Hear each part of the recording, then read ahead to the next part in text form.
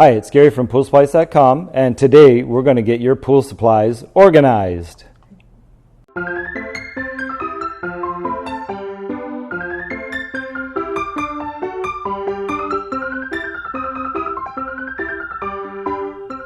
Is this what your pool supplies look like? Really? Where can I find anything? I don't know what to order next. I might need some shock.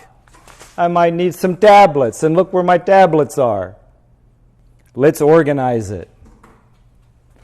So what you want to do is make sure, number one, that your chemicals are all in a row, that you have your liquids on the bottom so that they're in order and your liquids don't mix with your granulars or your dries.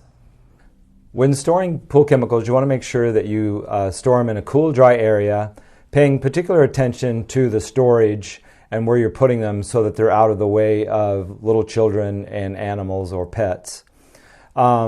Never store chemicals too close to each other, especially granulars or tablets or liquids. Liquids should always be stored on the lower shelf, and your granulars and dries should always be on upper shelves.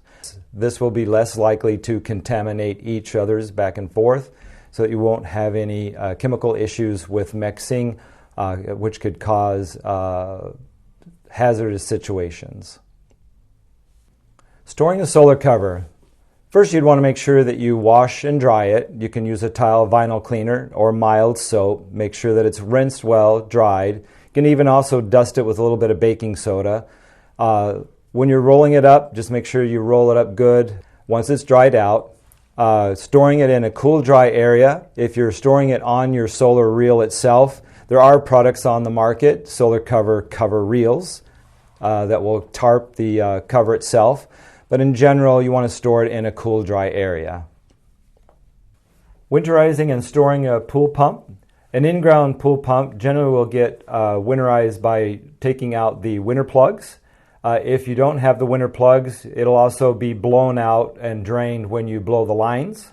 For an above ground, you can take it off of the pool base and tip it upside down, make sure that it's free of water, and store it in a cool, dry area.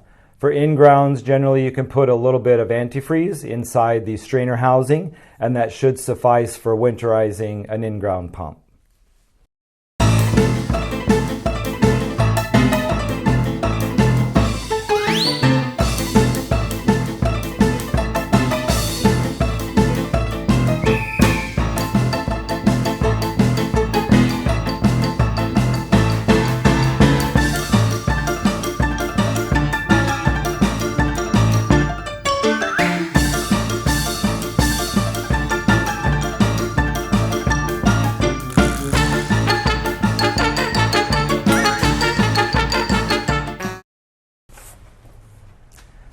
It's been Gary from PoolSupplies.com. Thank you for watching, and join us next week for more pool tips by Gary. Please check the description for links to the products used in this video. If you have any questions for me, please email support@PoolSupplies.com.